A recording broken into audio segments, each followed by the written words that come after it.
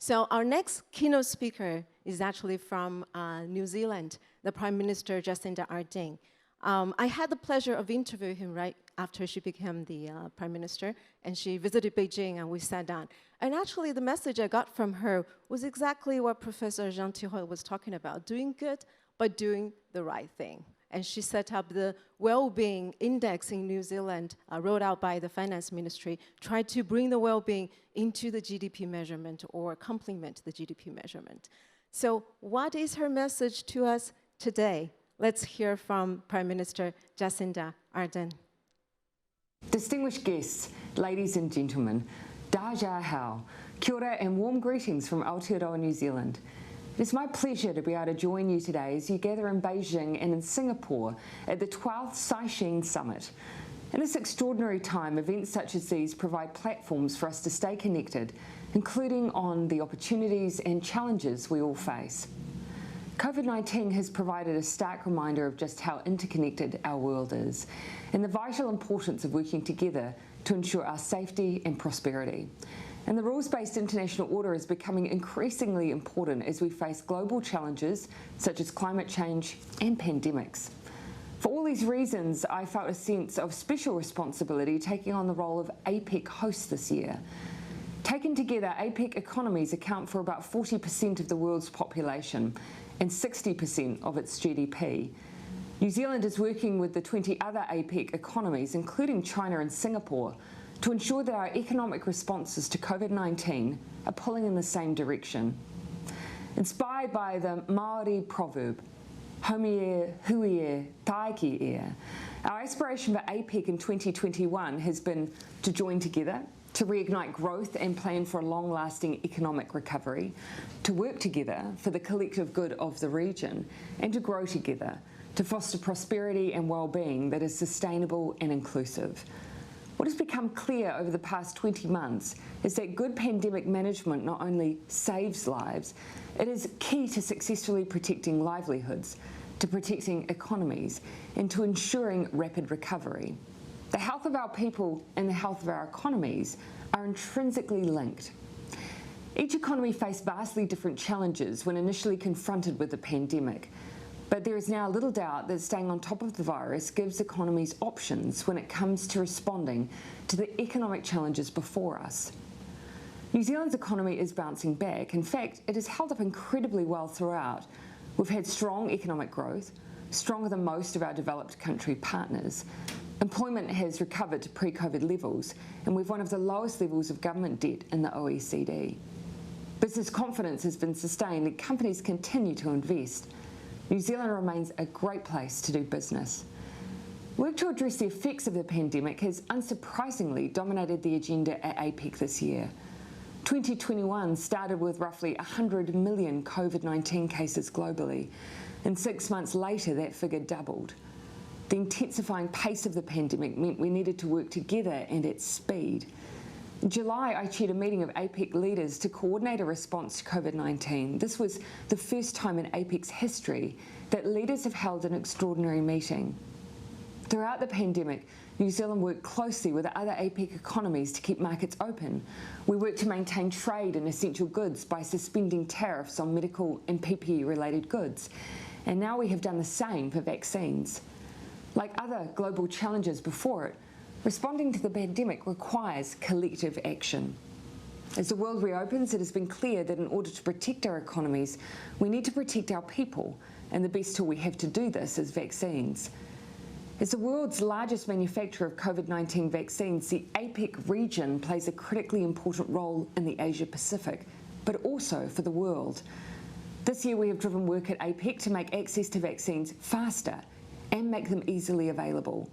And together, APEC sent a clear message rejecting vaccine nationalism with a collective understanding that no one is safe until everyone is safe. This has been backed by action from all economies to ensure no export restrictions on vaccine-related goods are introduced. Our region's economic response has also been unprecedented, but critical to the survival of our economies. As an economic forum, APEC has been core to sharing experiences and promoting policies that look beyond the immediate crisis and instead to a sustainable economic recovery. I'm pleased to say that APEC has stood up and rejected protectionism during the crisis. The region has defied history by avoiding trade policies that restrict trade and drive poverty by reducing economic activity, growth and employment across APEC economies. Collectively, we've sent a strong message in support of the World Trade Organization, calling for an outcome on trade and health, including the TRIPS waiver for vaccines, and for the conclusion as soon as possible of negotiations on fisheries and agricultural subsidies. It is vital that as the region's premier trade and economic forum, APEC sends a strong message in support of the World Trade Organization. It is free, fair and open trade that will drive economic growth across the region in the years to come. As with every crisis, does come opportunity. New Zealand has set out an ambitious recovery agenda as APEC chair this year. Our economies have been dealt an economic reset not seen since World War II. It is up to us to take the opportunity to rebuild stronger and be more inclusive.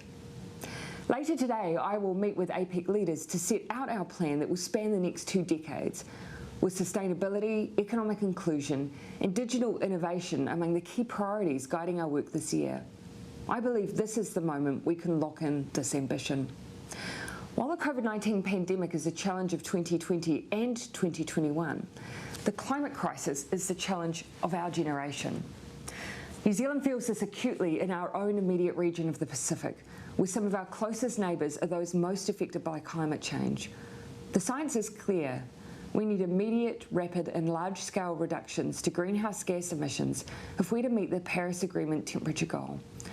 Action at this scale means using every policy tool at our disposal, and more importantly, it means stopping actions that take us further away from our climate goals. At this critical inflection point, New Zealand is demonstrating leadership by aligning trade and climate policy. I'm proud that as APEC host, New Zealand has bedded work on mitigating climate change throughout all of APEC's work.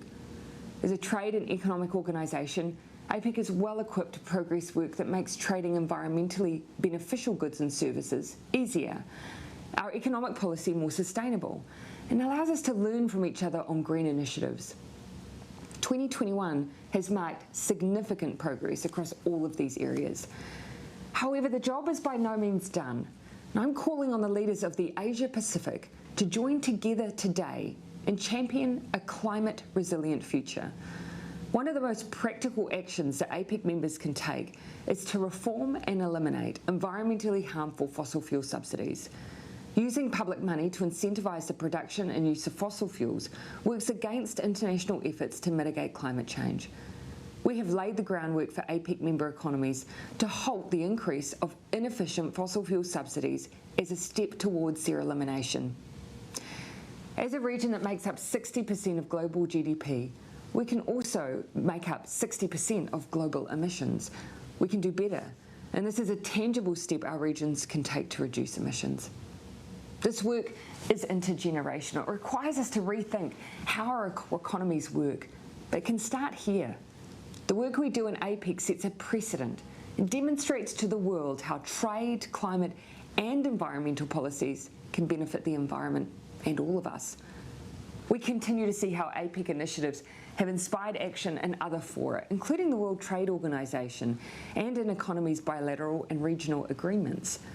This role as an incubator of ideas is one of APEC's strongest functions, provides us yet another reason for us to pursue this important work within APEC.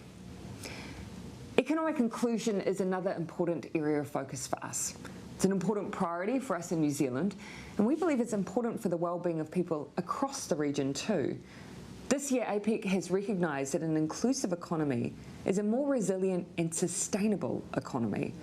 A true economic recovery from COVID-19 is one where our women are able to maximise their economic inclusion for the betterment of the region.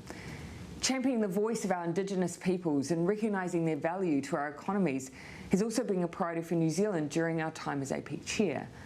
Work in both of these areas has taken flight in APEC during 2021, and as our economies recover, focus on inclusion will be key to making sure we recover strongly together.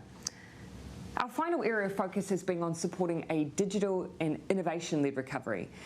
Our need to connect in a time when physical connections became constrained has forced our economies to digitise at pace. A fully virtual APEC in 2021 has been the backdrop to an unprecedented digitalisation of our economies, and APEC has been front-footing these conversations this year. All APEC economies have worked to make trade easier as we battle the pandemic. Most have introduced paperless trading to get goods across borders easier, saving time and money for all businesses. Our rapidly digitalised economies mean that trade and services is easier than ever, and this year APEC is committed to building on this, which is great news for our tech and gaming firms. We want to support the region's digital economy to continue to thrive into the future. As I speak to you today, APEC leaders are preparing to meet for our end-of-year leaders meeting. We've worked hard this year to consolidate APEC's role as the Asia-Pacific's premier trade and economic forum. This meeting will be an opportunity for us to reflect on what we've achieved and to look ahead at what still needs to be done. It promises to be a rich discussion, and I'm looking forward to it. In closing though, let me wish you all the best for your summit and for the coming days. Nō reira, tēnā koutou, tēnā koutou, tēnā tātou katoa. Shishir.